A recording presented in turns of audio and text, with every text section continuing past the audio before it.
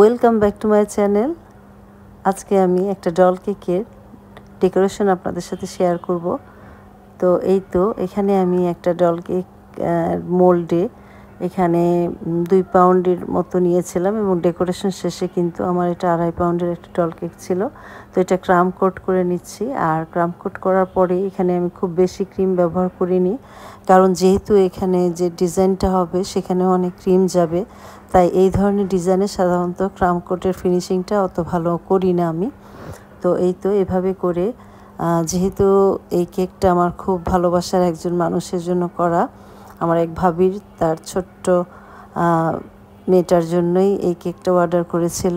আর ওনার চাওয়া ছিল যে পিঙ্ক কালার, সে নিজেই, যার বার্থডে গার্ল, সে নিজেই বলেছে যে এটা পিঙ্ক কালার করতে হবে, এবং তার জন্য আমি গত 2 বছর ধরে বার্থডে কেক তৈরি করি। সে কালারটা আমাকে বলে দেয়, তার চয়েসই করতে হয়। তো পিঙ্ক কালার বলেছিল, তো আমি চেষ্টা করেছি এখানে পিঙ্কের অনেকগুলো কালার দিতে, যাতে কোনোটা মিস না হয়, মানে শেড দিয়ে দিয়ে আমি পিঙ্কগুলো করছিলাম হালকা থেকে গাঢ় এইভাবে করে। তো এই তো আমি এইভাবে করে আগে পুরাটা কভার করে নিচ্ছি ডিজাইন করে। তো আমি যেই দিন কেকটা তৈরি করছিলাম প্রচণ্ড গরম ছিল, ক্রিমটাও আসলে মানে অনেকবারই নরম হয়ে যাচ্ছিল হাতের গরমেই, তো ফ্রিজে রেখে রেখে কাজটা করতে হচ্ছিল। তো এটা একটা ভ্যানিলা কেক ছিল। তো তো এই তো অনেকটা সময় নিয়ে আমি একটু সুন্দরভাবে এটা কভার করে ফেলছি। তো যেহেতু এটা বেশ ভালো সাইজেরই ছিল, তাই একটু সময়ও লাগছে।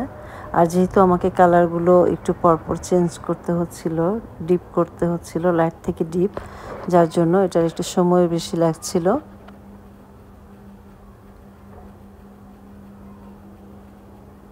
তো এই ডল কেকটা নিয়ে আমার 3টা ডল কেক করা হয়েছে। এর আগে আমি আরও 2টা ডল কেক করেছিলাম। তো বাচ্চারা কিন্তু, ছোটো বাচ্চারা বিশেষ করে অনেক বেশি পছন্দ করে ডল কেকগুলো।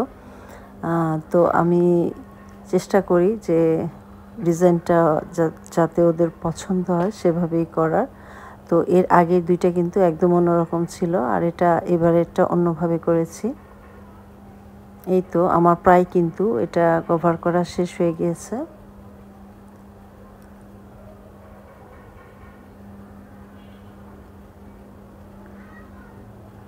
তো ভিতরের সাদা অংশটাও আমি একটু দিয়ে দিচ্ছি, আপনারা দেখতেই পারছেন ক্রিমটা কতটা নরম হয়ে গিয়েছে। তো কিছুক্ষণ পরপর ফ্রিজে রেখেও আমি কাজ করছিলাম। যদিও এসি ছিল, কিন্তু আমি এসি রুমে না করে এটার অন্য জায়গায় করাতে এই অবস্থা হয়েছে আর কি। তারপরেও এটা গলে যায়নি, বেশ ভালোই ছিল। তো আমি এখন আবারও অনেকক্ষণের জন্য ফ্রিজিং করে নিচ্ছি। ফ্রিজিং করার পর আমি আবার কেকটা নিয়ে চলে এসেছি। এখন আমি ডলটা বসিয়ে দিচ্ছি এবং ডলের গায়েও আমি ক্রিম দিয়ে কিছু ডিজাইন করে দিচ্ছি। আর এর জন্য আমি প্রথমে নিয়েছি একটা পাইপিং ব্যাগে ছোট করে মুখাটা কেটে নিয়েছি, মাথাটা। তো এইভাবে করে ডট ডট করে আগে ওর জামাটা দিয়ে দিচ্ছিলাম।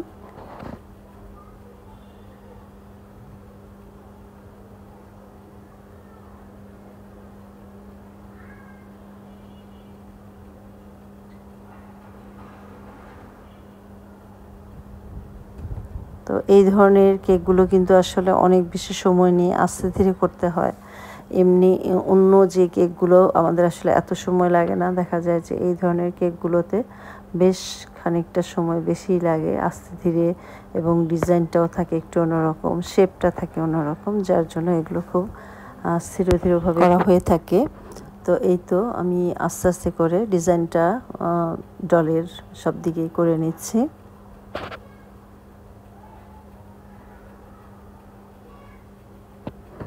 তো এই ডল কেকটা আপনাদের কাছে কেমন লেগেছে অবশ্যই কমেন্ট করতে ভুলবেন না।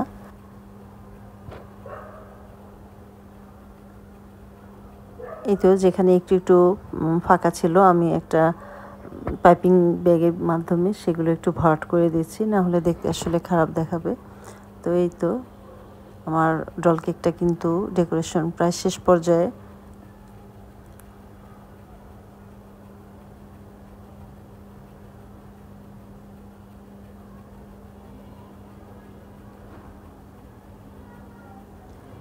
আর এখন কিছু কিছু আমি এখানে সুগার বলগুলো অ্যাড করছি। তো বড় ছোট সব টাইপের সুগার বলই অ্যাড করেছি।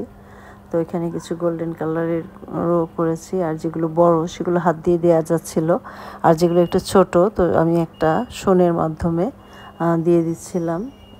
তো ভালো লাগবে এই জন্য। আর যে ড্রেসের যে হাতাটায় এদিকে আর গলার কাছেও শোন দিয়ে আস্তে আস্তে করে বসিয়ে দিয়েছি।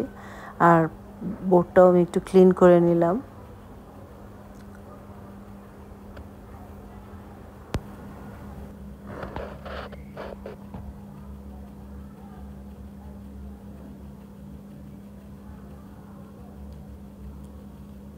সুগার বলগুলো আমি সামনে পিছনে ঘুরিয়ে ঘুরিয়ে দিয়ে দিয়েছি। পিছনে একটু কম দিয়েছি, সামনেই বেশি দিয়েছি।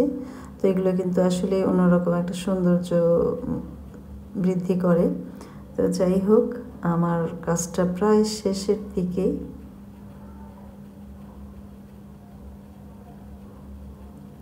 যারা আজকে প্রথম দেখছেন আমার চ্যানেলটাকে, তো নিত্য নতুন ভিডিও পেতে অবশ্যই চ্যানেলটাকে সাবস্ক্রাইব করে রাখবেন, লাইক কমেন্ট করবেন, এটাই অনুরোধ থাকলো যদি ভালো লাগে আমার কোনো একটা অংশ।